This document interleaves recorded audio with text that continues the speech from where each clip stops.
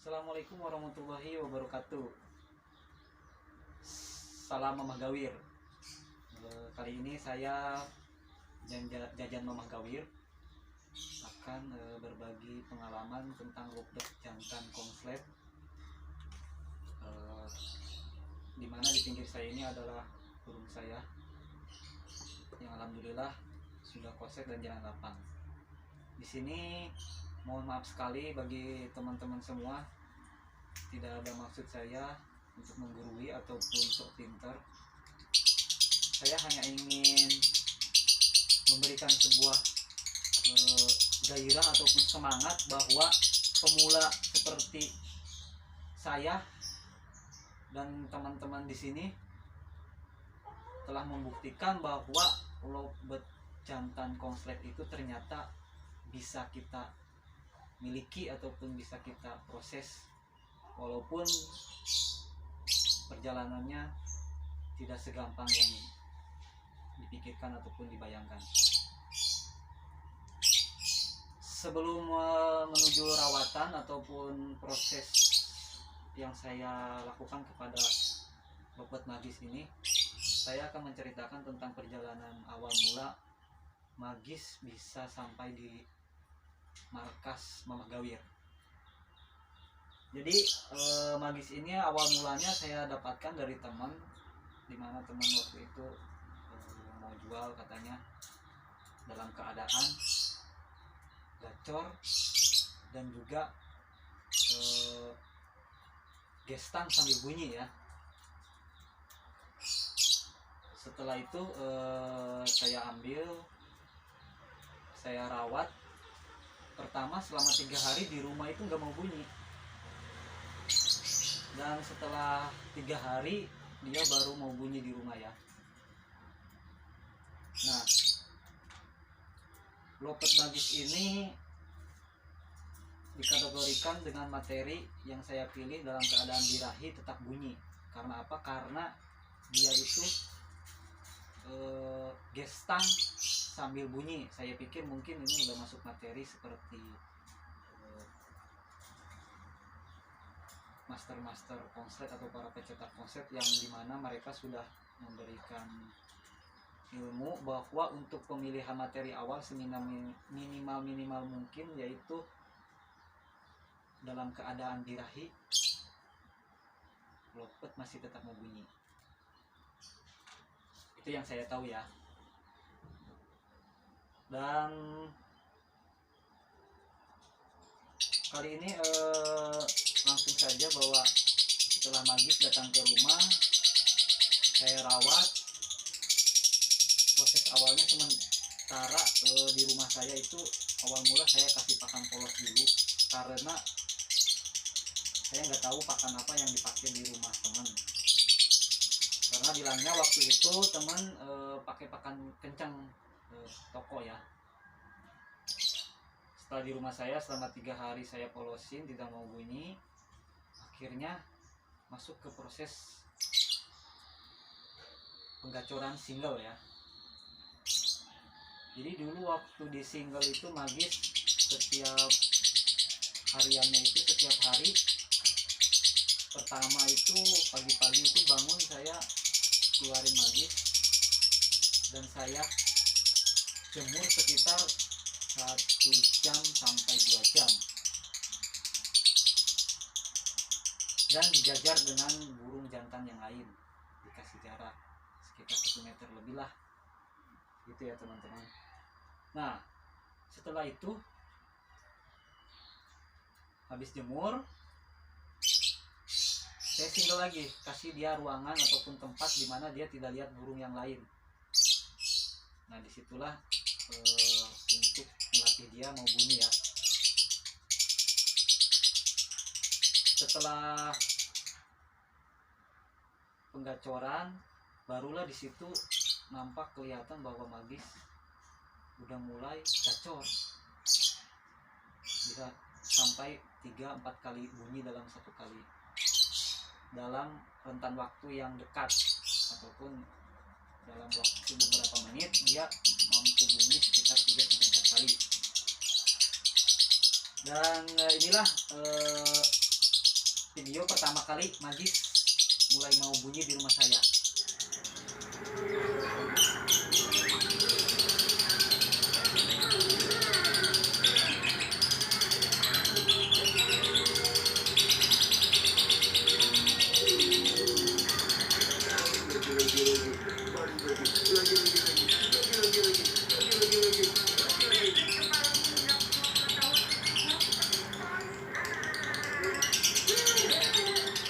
Nah setelah mulai mau bunyi, waktu itu untuk pakan ya, pakan saya tidak full pakan kencang. Waktu itu saya pakai perbandingan sekitar 1:6 ataupun 1:8 pakan racikan, dimana karena waktu itu ketika saya kasih pakan tinggi full, dia larinya malah ke birahi kawin, jadi garuk-garuk terus gak mau bunyi. Akhirnya saya turunin dosisnya, ketemu di sekitar 1:6. Itu baru enak. Proses harian tetap seperti itu, pagi jemur, lalu angin-angin di tempat dia sendiri. Malam kadang saya jajar sama burung yang lain, harusnya sih dijajar sama burung yang lain ataupun di koloni ditempel ya. Tapi karena ini magis burung orang ataupun burung masih belum saya beli, makanya saya taruh di dalam sendiri. Nah setelah proses penggacoran single selama 1 minggu, barulah magis menunjukkan bakatnya. Bagi saya pribadi ya, secara penglihatan saya, magis mulai mengeluarkan karakternya. Jadi tanda dia sebelum bunyi itu udah keluar. Di situ saya berpikir bahwa kayaknya ini magis masuk nih perubahan kompleks. Nah, dan waktu itu saya sempat ambil videonya, dan videonya seperti ini.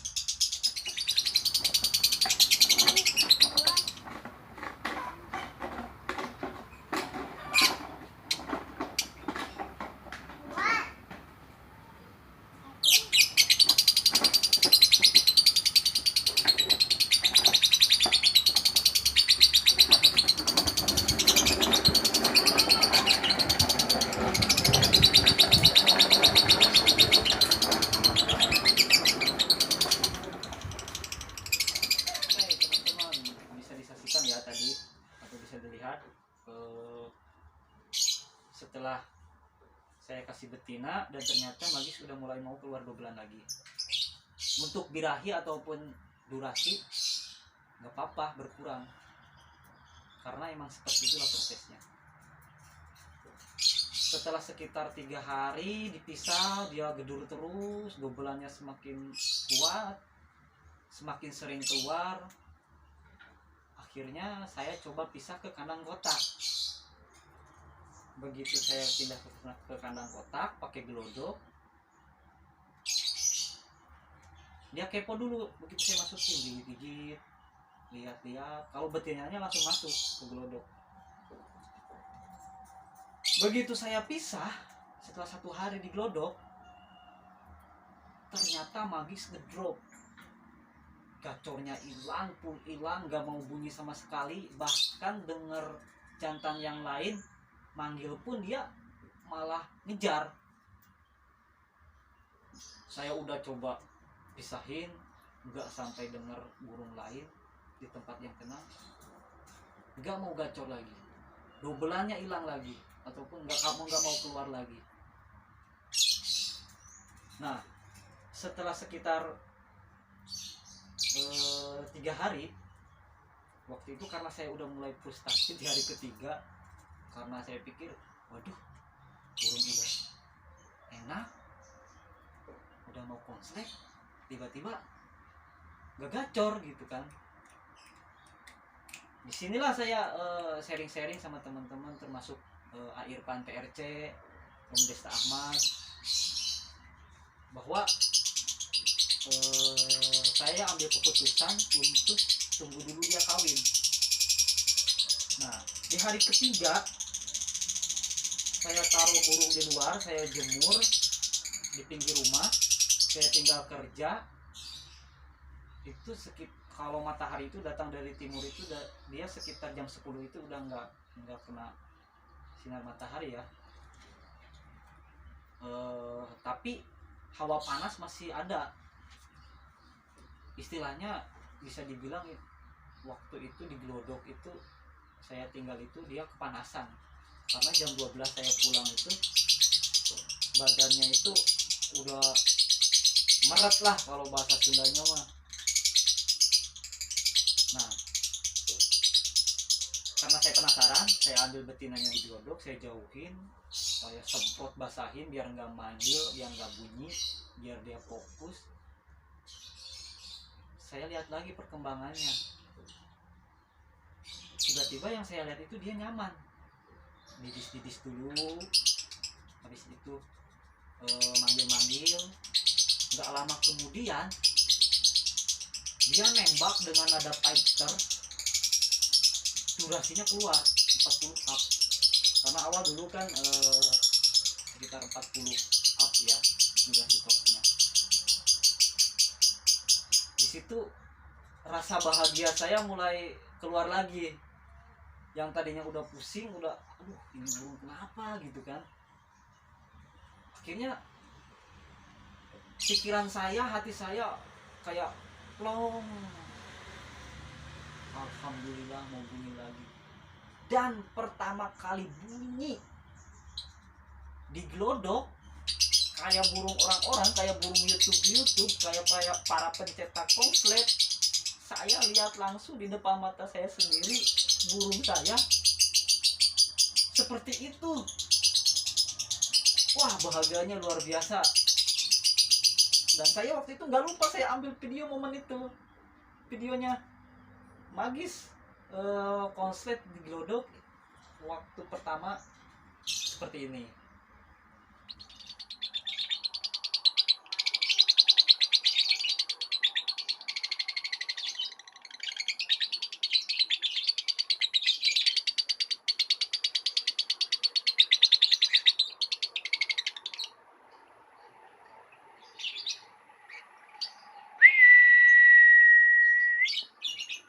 Magis.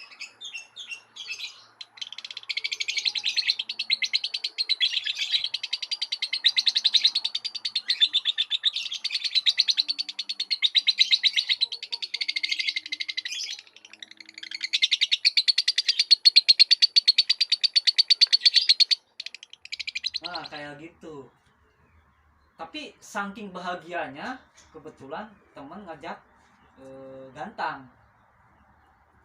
Tapi waktu itu saya tahan dulu karena baru pertama bunyi.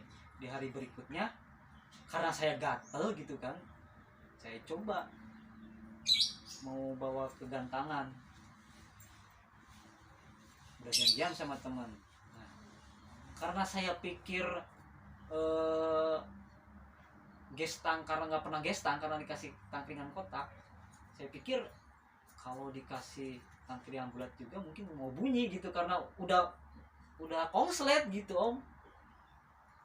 Nah begitu saya pindah ke kandang bulat pakai tangkringan bulat,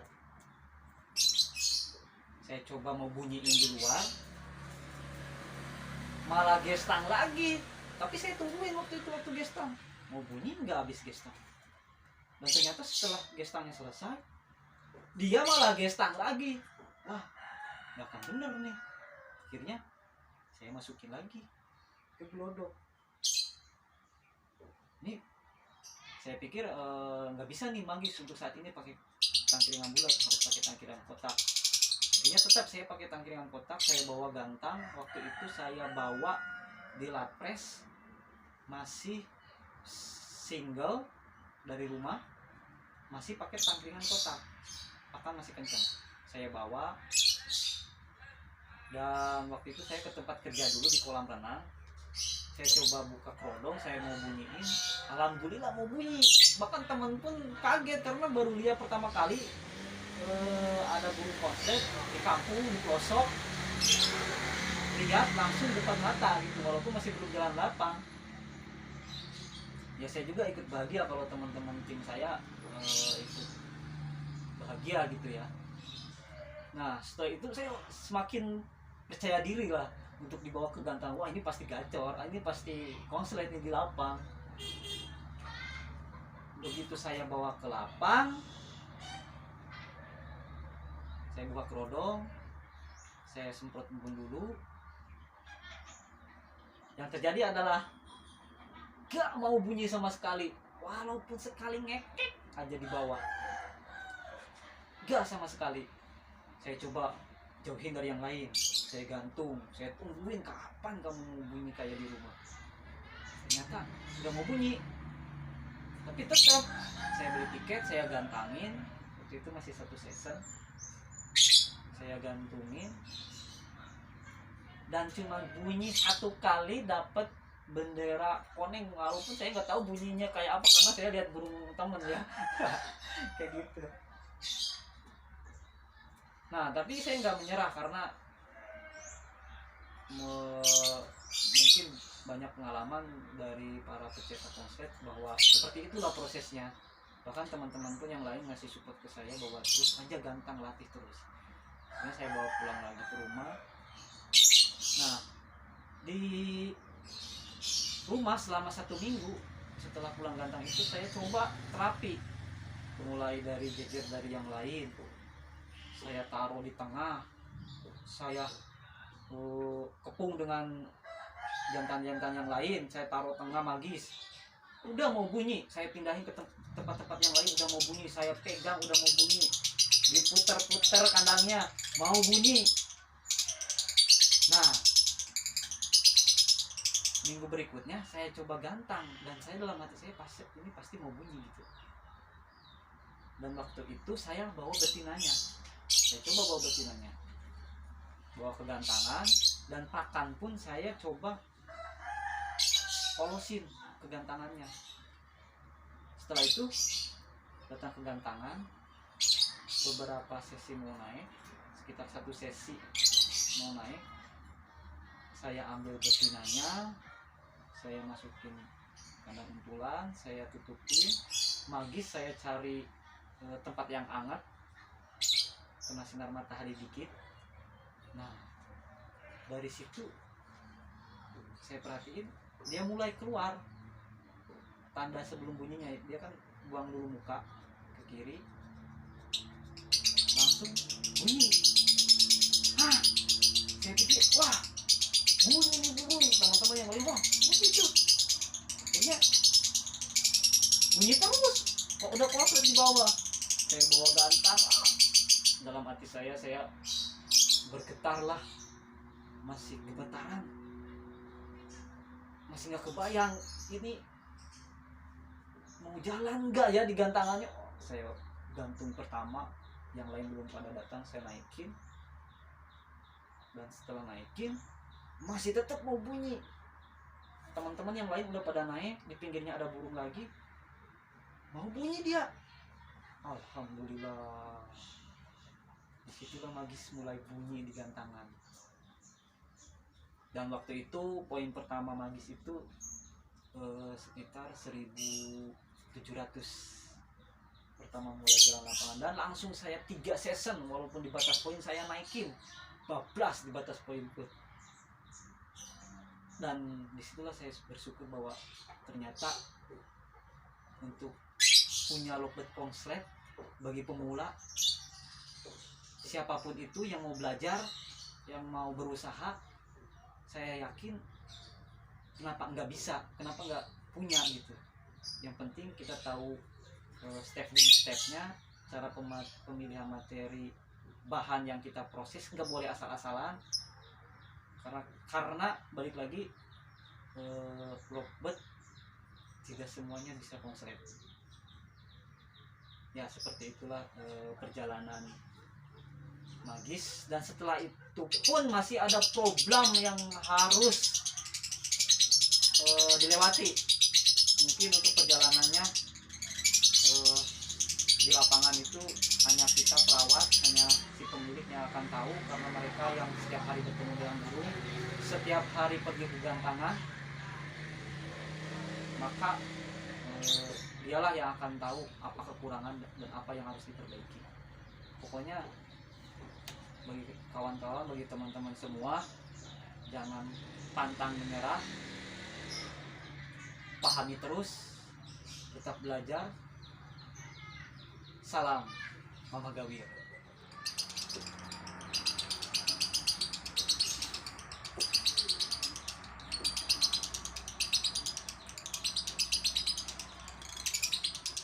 Dilatih biar kena angin kalau di lapangan cepat membunyi.